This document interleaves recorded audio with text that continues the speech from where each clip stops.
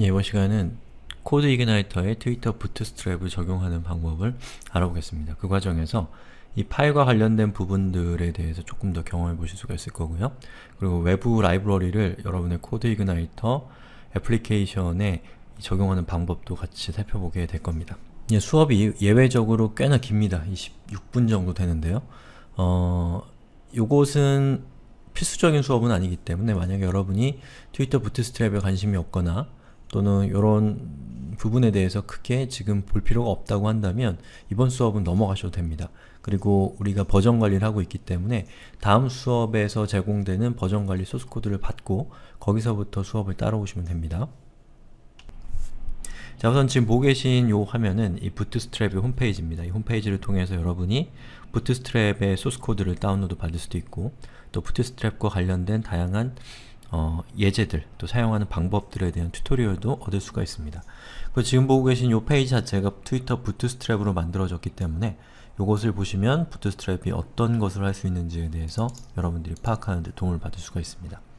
자, 다시 우리 수업으로 들어가서 자, 그리고 트위터 부트스트랩 수업이라고 제가 링크를 걸어놓은 이 링크를 들어가 보시면 이 트위터 부트스트랩에 대한 제가 만든 튜토리얼이 있습니다. 이걸 보시면 이 부트스트랩을 어떻게 사용하는지에 대해서 제가 만든 수업을 통해서 또 도움을 받을 수가 있을 겁니다.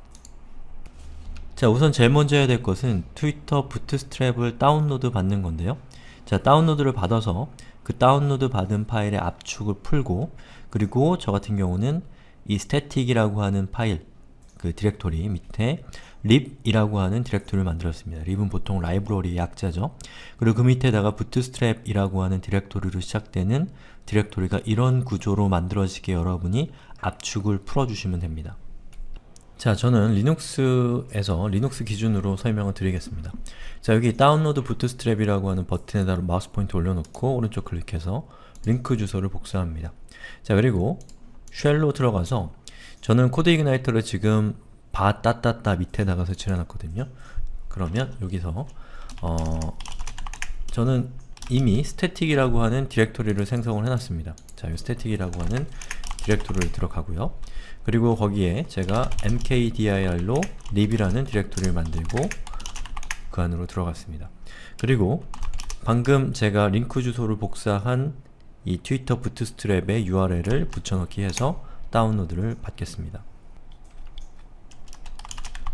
자, 그럼 bootstrap.zip라는 파일이 다운로드가 됐는데요. 이 파일을 저는 압축을 해제하기 위해서 unzip이라고 하는 명령어를 실행을 시켜서 보시는 것처럼 bootstrap이라고 하는 디렉토리로 시작되는 이 파일들이 전부 다 압축이 해제가 됐습니다. 확인을 해보면 자, 여기 보시는 것처럼 bootstrap이라고 하는 디렉토리가 생성이 됐죠. 자, 그리고 압축을 해제했으니까 더 이상 이 파일은 필요 없으니까 bootstrap.zip 파일은 삭제를 했습니다. 이렇게 해서 제가 부트스트랩을 설치를 해서 그 디렉토리 결과는 자, 여기 보시는 것처럼 자, static 밑에 lib 밑에 bootstrap이라고 하는 디렉토리가 생겼고 css, 이미지, js에 각각 bootstrap에서 사용하는 파일들이 이렇게 압축이 해제된 상태입니다. 자, 그럼 이제 코드를 작성을 할 건데요. 제가 전체 코드를 여기 우리 사이트에다가 올려놨습니다. 그리고 전체 코드와 함께 차이점이라고 하는 부분을 제가 같이 올려놨는데요. 이 이미지는 기존에 우리가 사용했었던 예제, 그 예제는 지금 맥락에서는 자, 여기 MVC 디자인 패턴 이전의 모델이라고 하는 거에 대한 예제가 되겠죠. 그 예제에서 추가된 내용들은 이렇게 붉은색으로 표시가 되고 그렇지 않은 기존에 있었던 내용은 그냥 붉은색이 아닌 부분이라고 생각하시면 되겠습니다. 그래서 이걸 통해서 어떤 부분이 수정됐는가에 대해서 조금 더 직관적으로 이해하실 수 있도록 제가 도움을 드리기 위해서 이미지를 첨부를 한 거니까요. 요걸 참조하시고 소스코드는 여기 있는 전체 소스코드를 참조하시면 되겠습니다. 자, 우선 트위터 부트스트랩을 사용을 하기 위해서는 이거 어떻게 써야 되는지를 먼저 아셔야 되는데요. 자, 여기 홈에서 이 get start이라고 되어 있는 부분 있죠. 이것은 처음 시작할 때 도움을 주는 부분인데요. 요걸 이렇게 내려가 보시면 자, basic HTML 템플릿이라고 있습니다. 여기 있는 내용은 뭐냐면 HTML 문서는 HTML5 스펙에 맞게 이렇게 독 타입을 선언해라, 이런 내용이고요. 그리고 부트스트랩 템플릿이라고 하는 것을 우리가 실제로 사용을 할 건데, 여기 있는 것을 보면, 자, 메타데이터로 헤더 안에 뷰포트라는 것을 지정을 해서 이 모바일을 지원할 수 있도록 하는 부분이 들어가 있고요. 그리고 헤드에 bootstrap.min.css라고 하는 걸 통해서 이 부트스트랩에 대한 디자인적인 요소들을 적용할 수 있는 코드를 이렇게 삽입해라 라는 뜻입니다. 그리고 이 문서에서 바디가 끝나는 지점에, 바디의 말미에다가 jQuery 코드와 bootstrap min.js라고 하는 것을 include 하는 걸 통해서 부트스트랩이 실제로 동작하는 파일을 페이지에 로드를 해야 된다라는 뜻이죠. 요거를 한번 적용을 해볼게요. 자, 우선 제일 먼저 해야 될 것은, 자, 여기에 메타데이터와 링크라고 하는 요것을 제가 뷰에다가 적용을 하겠습니다. 자, 여기 보시면 애플리케이션에서 뷰스에서 head.php 파일을 열고, 자, head와 head 닫히는 태그 사이에다가 붙여넣기를 하는 거죠. 자, 정렬 상태를 바꾸고요. 자, 그 다음에 여기서 중요한데요.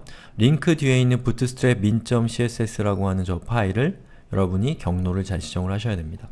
자, 저 같은 경우는 이 부트스트랩이 현재 설치가 되어 있는 경로가, 자, 여기 보시는 것처럼 스태틱 밑에 림 밑에 부트스트랩 밑에 css 밑에 bootstrap min.css라는 파일이 위치하고 있기 때문에 경로는 루트 스태틱 그리고 lib 밑에 bootstrap 슬래시 css bootstrap min.css라고 하고 저장을 했습니다. 자, 그러면 잘 저장이 됐는지 확인하기 위해서, 자, 우리 애플리케이션으로 들어와서 확인을 해보겠습니다. 자, 이렇게 저는 디자인이 조금 바뀌었는데요. 이것은 두드러지는 특징은 아니기 때문에 정확하게 확인하기 위해서는, 저 같은 경우는 지금 구글 크롬 브라우저를 쓰고 있는데, 크롬에는 개발자 도구라는 것이 있습니다. 자, 이걸 클릭해서 여기서 도구로 들어가서 그 중에서 개발자 도구를 선택을 하면 이렇게 스플릿된 메뉴가 나오는데요. 네트워크를 선택하면 현재 이 웹페이지에 로드되는 여러가지 리소스들을 여러분이 열람할 수가 있습니다. 자, F4를 눌러볼게요. 자, 여러분 보시는 것처럼 bootstrap min.css라고 검은색으로 표시되고 있죠. 그 얘기는 뭐냐면 이 파일을 잘 다운로드 받아서 이 웹페이지에 적용했다라는 뜻입니다. 만약에 그 파일이 존재하지 않거나 잘못됐으면 붉은색으로 표시가 될 겁니다. 그럼 붉은색이 나타나면 뭔가 문제가 있다라는 것을 암시하는 것이기 때문에 그것을 해결하시면 됩니다. 그리고 지금 제가 보여드리는 이 구글 크롬의 개발자 도구는 이 생활코딩에 수업이 있습니다. 자, 생활코딩에서 개발자 도구 밑에 보시면 크롬 개발자 도구라는 것이 있는데요. 이걸 보시면 이 크롬 개발자 도구에 대한 자세한 사용법이 나와 있으니까 이걸 참조하시면 되겠습니다. 자, 이렇게 해서 제가 이 CSS를 삽입을 했는데 CSS만 삽입해서는 안되고 요 밑에 있는 것도 같이 적용을 해줘야 됩니다. 자, 바디의 말미에다가 이 두 개의 스크립트 코드를 삽입해라 라는 뜻이죠. 자, 그러면 저는 바디의 말미에 해당되는 부분은 애플리케이션 밑에 views 밑에 footer.php라고 하는 파일이죠. 그게 바디가 끝나는 지점을 가지고 있는 내용이니까요. 자, 그럼 이것을 붙여넣기를 합니다. 자, 그럼 첫 번째 있는 요것은 jQuery라고 하는 자바스크립트 라이브러리를 로드하기 위한 자바스크립트 코드인데요. 저거는 풀 URL이 적혀있기 때문에 여러분이 신경 쓸 필요가 없이 그냥 저렇게만 해주시면 됩니다. 그리고 부트스트랩은 기본적으로 jQuery 기반에서 만들어진 라이브러리이기 때문에 jQuery를 꼭 미리 로드를 해놔야 됩니다. 자, 그 다음에 여기 있는 이 부분은 우리가 경로를 수정을 해야죠. 자, static bootstrap 자, 슬래시 자, 그 앞에 lib이 빠졌네요. 자, 이렇게 하고 잘 로드가 되는지 확인을 해볼게요. 자, 로드했을 때 보시는 것처럼 bootstrap.min.js라고 하는 파일이 스테이터스가 200으로 떴고 검은색으로 표시가 됐기 때문에 잘 로드가 됐다라는 뜻입니다. 이렇게 했더니 약간의 디자인상의 변화가 있긴 하지만 뭔가 부트스트랩을 사용하는 이 장점이 느껴지진 않죠. 몇 가지 조금만 더 제가 수정을 해보겠습니다.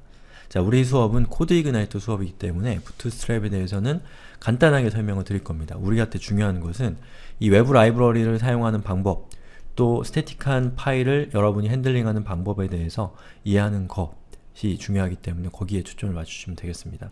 자, 부트스트랩에서 레이아웃을 짜기 위해서는 컨테이너라는 것을 사용을 하면 됩니다. 자, 매뉴얼에서 스카폴딩 밑에 보시면 레이아웃라고 하는 것이 있는데요. 이걸 클릭해보면 자, 플로이드 레이아웃이라고 되어 있죠. 그리고 이 플로이드 레이아웃을 보시면 2단으로 이 애플리케이션의 디자인, 레이아웃을 구성할 수 있는 방법에 대해서 나와 있는데요. 밑에 있는 코드가 바로 요 2단 레이아웃을 작성하기 위한 샘플 코드입니다. 자, 이거 저는 그대로 카피를 해서 부트스트랩에 적용을 할 건데, 자, 여기 보시면 트위터의 부트스트랩은 이 기본적으로 HTML 코드에다가 이렇게 클래스 네임만 여러분들이 부트스트랩에서 제시하는 대로 작성을 하시면 그 클래스 네임에 맞게 여러분의 HTML 문서를 알아서 디자인을 해주는 것이 트위터 부트스트랩의 가장 중요한 기능성입니다. 그래서 여기 보시는 것처럼 div라는 엘리먼트에다가 컨테이너 플로이드라고 하는 이 속성을 정하고, 그리고 그 하위 div에다가 row 플로이드라고 하게 되면 이 row라고 하는 것은 행이죠. 하나의 행 안에 여기 있는 그 두 개의 칸이 구분이 되는 건데요. 여기 있는 첫 번째 칸이 이 그림상에서 왼쪽에 해당되고 두 번째 칸이 오른쪽에 해당된다고 생각하시면 됩니다. 자, 근데 왼쪽과 오른쪽의 크기가 비대칭이죠. 그 비대칭을 트위터 부트스트랩에서 표현할 때는 보시는 것처럼 각각의 div 엘리먼트에다가 span 뒤에다가 숫자를 적어주시면 됩니다. 그래서 span2와 span10을 합치면 12가 되죠.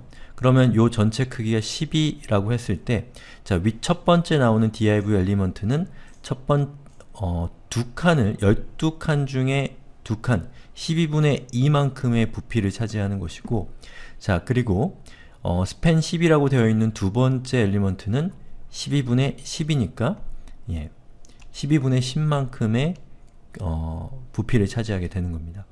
자, 그럼 요것을 적용을 해서 우리의 예제는 지금 아직 꼴을 갖추고 있진 못하지만, 자, 보시는 것처럼 요렇게 토픽을 클릭하면 그 토픽에 대한 내용이 오른쪽에 이렇게 표시되는 형태의 서비스잖아요. 요것은 2단으로 구성하기에 아주 좋은 형태의 정보 구조를 가지고 있습니다. 그럼 여기에 딱 들어맞겠죠? 그럼 요것을 제가 적용을 하겠습니다. 자, 여기 있는 내용을 그대로 카피 전체를 해서 어디에다 먼저 적용을 할 거냐면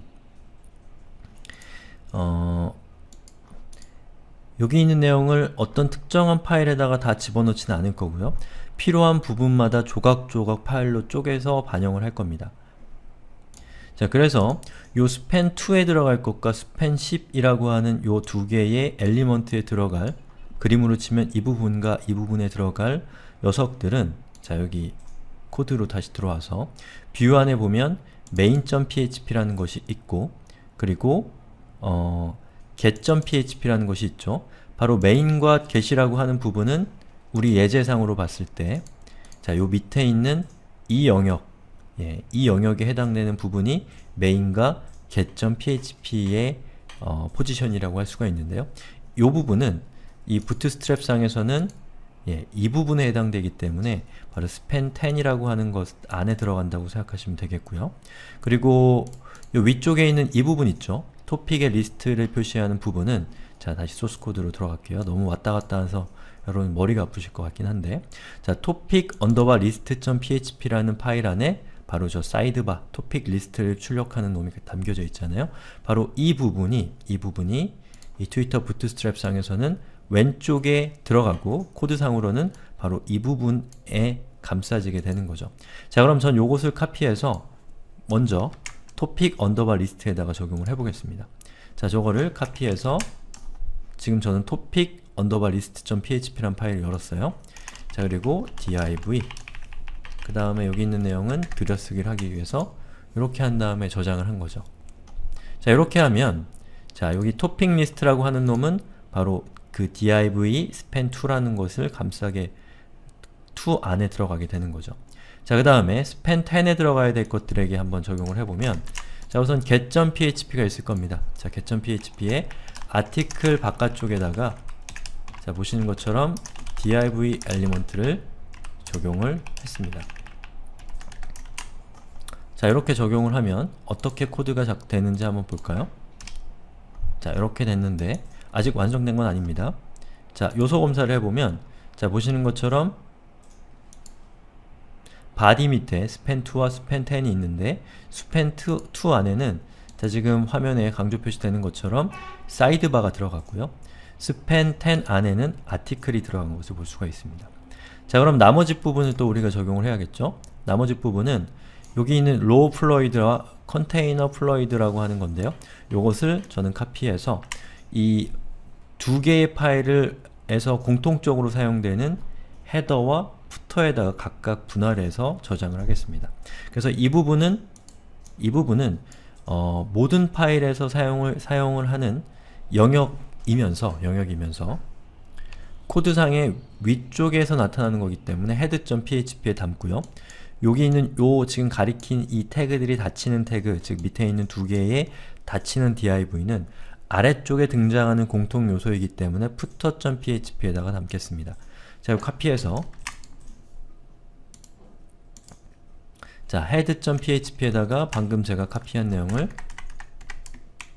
이렇게 붙여넣기를 했고요.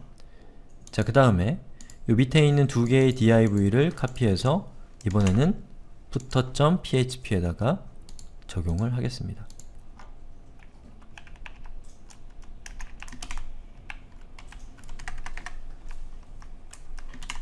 자, 그리고 우리의 예제로 돌아와서 보면 자, 이렇게 생긴 레이아웃이 만들어졌습니다. 어떻게 됐나요? 자, 사이드바와 오른쪽에 있는 아티클 부분이 각각 2단으로 1단, 2단에서 2단으로 표시가 되는 형태의 웹 애플리케이션이 만들어진 거죠. 그리고 여기에 있는 요 코드상에서 자, span10이라고 하는 것과 span2라고 하는 요 뒤에 있는 숫자로 인해서 사이드바는 12등분을 전체를 12등분을 했을 때 두 칸만큼의 크기를 차지하고 아티클 부분은 12등분해서 10칸만큼의 그 넓이를 차지하는 그런 모습을 갖추게 된 겁니다. 자, 그리고 조금 부가적인 얘기지만 트위터 부트스트랩은 반응형 디자인이라고 하는 이 최신 트렌드를 반영한 디자인 프레임워크이라고 말씀을 드렸죠.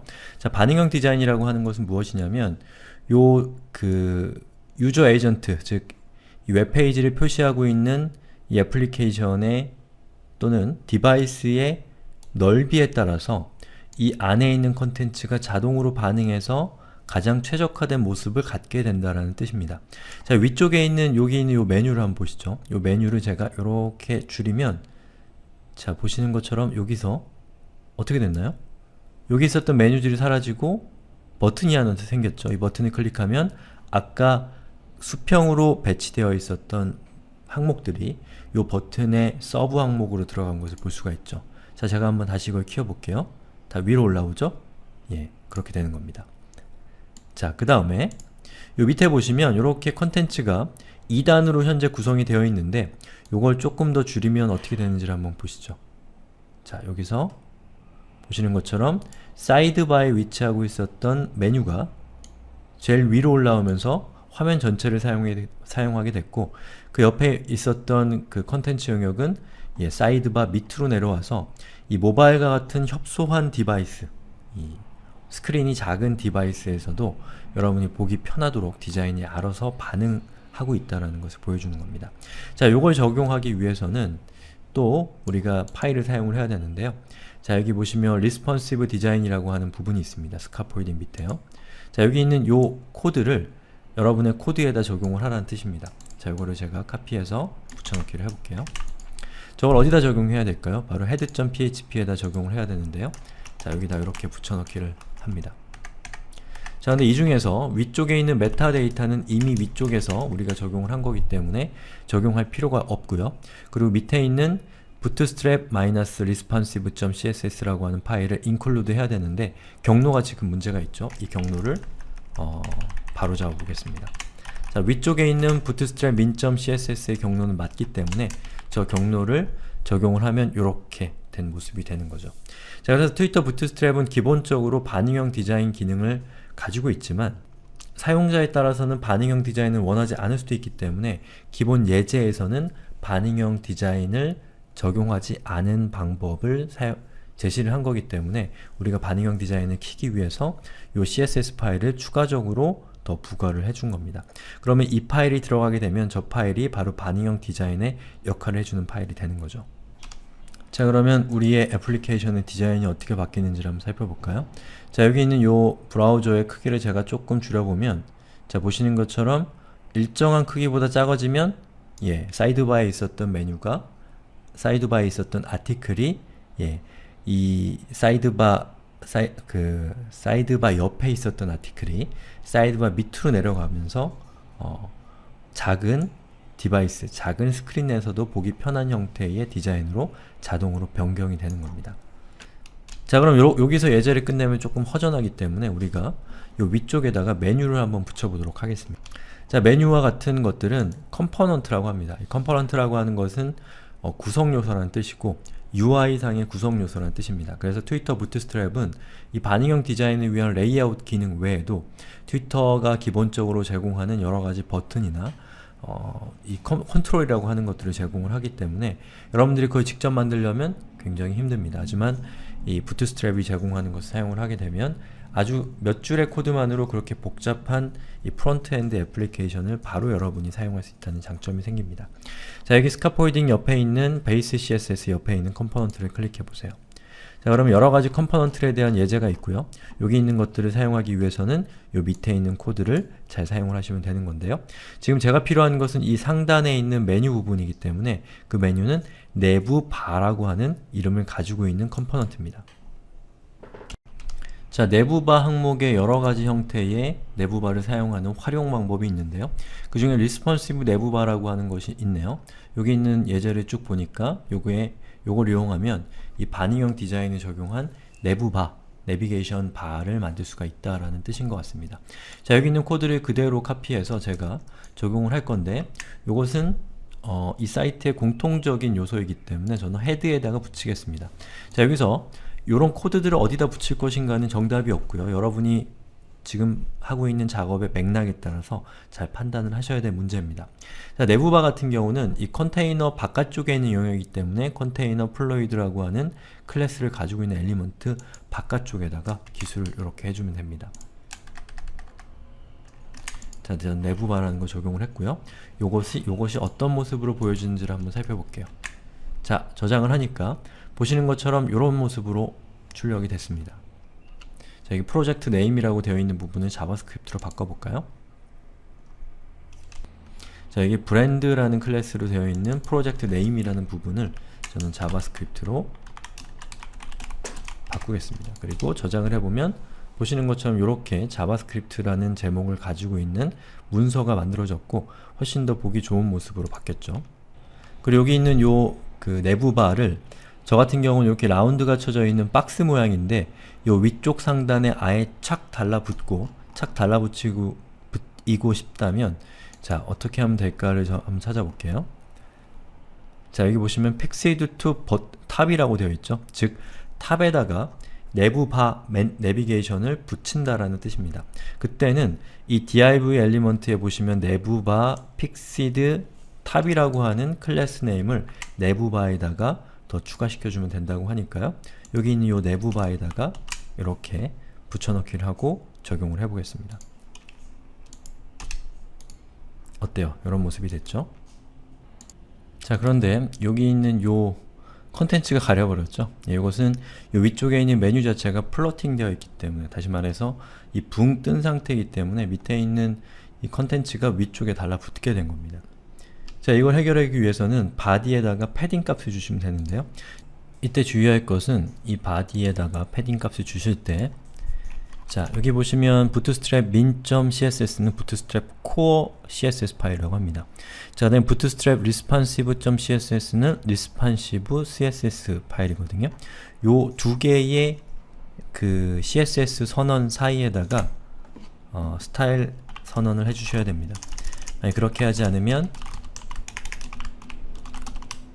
화면이 일그러지는 문제가 생길 겁니다. 자, 여기서 body라고 하고요. 패딩 탑 60픽셀이라고 한 다음에 저장을 하면 보시는 것처럼 이렇게 이 컨텐츠 영역이 항상 이 툴바보다 아래쪽에 이렇게 표시가 됩니다. 이렇게 화면을 줄이면 어느 시점에 이렇게 버튼이 나타나죠. 이 버튼은 만약에 여러분이 메뉴를 지정했다면 메뉴를 클릭하면 메뉴가 나타나고 메뉴가 없기 때문에 지금 클릭이 안 되는 겁니다. 이렇게 바뀐다는 거죠. 자, 여기까지 한 김에 사이드바의 디자인도 좀 더 그럴듯한 컴포넌트를 적용을 해봅시다. 자, 여기 부트스트랩의 그 매뉴얼 페이지로 왔고요. 그 중에서 내부를 클릭해 보시면 이렇게 내려가 보세요. 그러면 보시면 스택드 탭스라고 되어 있죠. 저는 요것을 사용을 하겠습니다. 저 옆에 있는 요거 있죠? 요 코드를 카피를 해서 여기 있는 CSS만 카피를 하면 되죠. 왜냐하면 우리는 사이드바에 있는 그 컨텐츠는 이미 UI가 li 코딩이 되어 있는 상태이기 때문에요. 자, 다시 이렇게 들어와서 토픽 뷰에 있는 토픽 리스트.php 파일을 열고 UL에다가 클래스에다가 방금 제가 카피한 내용을 붙여넣기를 했습니다. 자, 그리고 리로드를 해보면 자, 보시는 것처럼 이렇게 메뉴의 모양으로 이렇게 화면이 바뀐 것을 볼 수가 있죠. 제가 이걸 이렇게 줄이면 어느 시점에서 보시는 것처럼 화면이 전체 화면이 되고 또 다시 커지면 데스크탑에서 보기 편한 형태로 디자인이 반응형으로 자동으로 변경되는 것을 볼 수가 있습니다. 그리고 지금 제가 한 요것은 데스크탑으로 봤을 때는 그렇게 뭐랄까요, 감동이 좀 적은데 여러분의 모바일로 직접 접속을 해서 보신다면 훨씬 더 느낌이 살아날 겁니다.